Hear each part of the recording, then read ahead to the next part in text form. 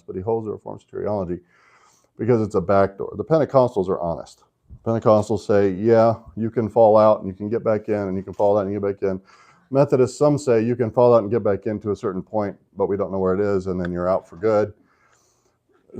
John MacArthur's position is essentially that because, the tulip structure, right? Because you're unconditionally elect, and grace is irresistible, you will persevere. Those are the three that go most tightly together there, right? So you should always be able to look at your life and say something about your response to sin that gives you confidence that you're a new creation in Christ. You should always be at least feeling sorry enough over your sin. Like there's soft and hard lines that people take over that, right? So it can inspire a lack of assurance, certainly.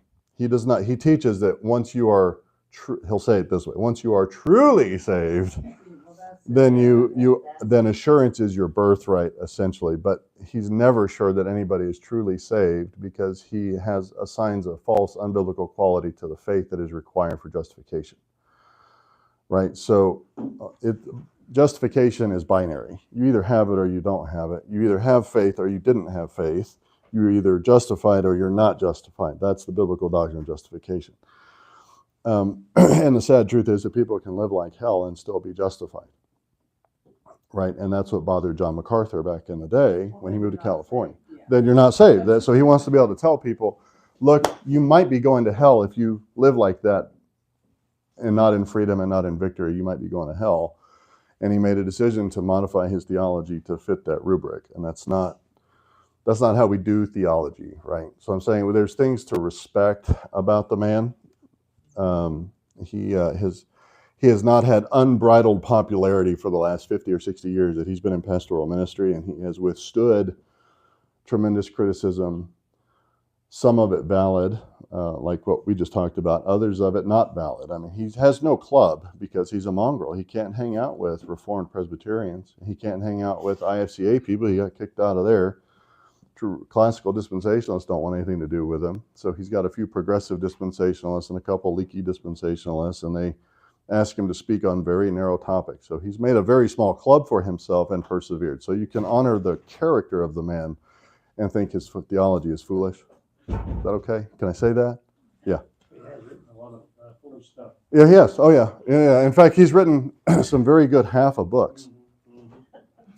There's many of them where he sounds very, very clear on the gospel for the first 4 chapters of an 8-chapter book, and then he pulls the rug out from under you in the last half. Just something you want to avoid. Anyway, guys, we actually are not talking about John MacArthur today. That's not what's on the sign. Nor are we talking about Reformed doctrine, nor are we talking about fools. We're actually talking about a wise man today. So let's do it. I apologize. We got to fix that clock because I was looking at it and not paying attention to my verification here. So there was a reason years ago I had, what are they called? The clocks that set themselves in Colorado from Denver. Atomic clocks in this whole place, so we didn't have to worry about that. Anyway, so here we are in chapter 4, 1 Kings. We talked about Solomon's deputies, right? The division, right? And ended with Gaber, the son of Uri, right? At the end of verse 19. And there's a distinction there that he was a deputy that lived in the land. He was the only one who was in the land that he managed and was responsible for.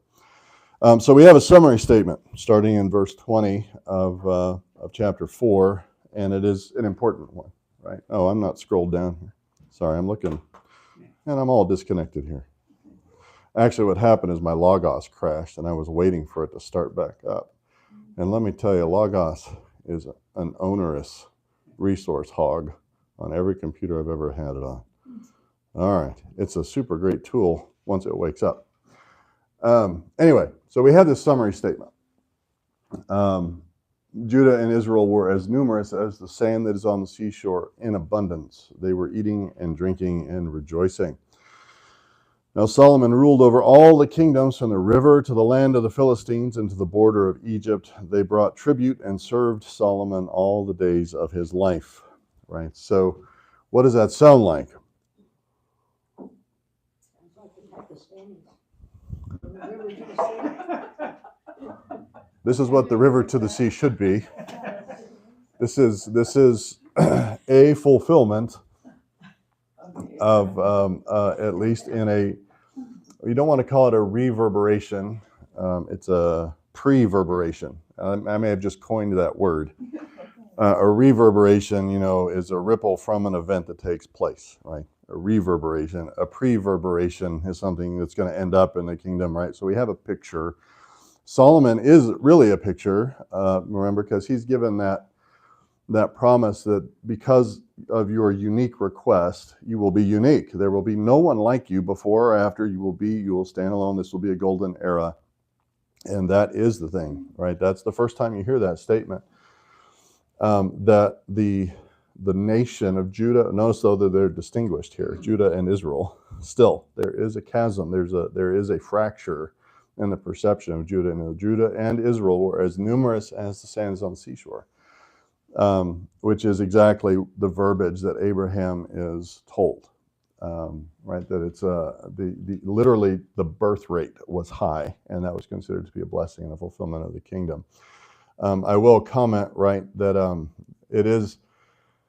population is a blessing as long as the generations are faithful to the Lord. And I can say that in any country, certainly in Israel, that population is strength. As long as the structure and the generational impact is not lost and people are faithful to the Lord. When everybody gets a vote in a country, that's not so good to have a high population of stupid people. So it's a liability at that point. So just take that with how you will. I can say that is true of any country, any nation, any people.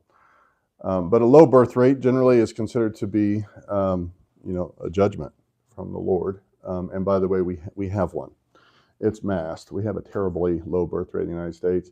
Not as bad as Japan. Japan's about to go extinct. And you can watch those numbers because they don't allow any immigration in Japan. And so you have nobody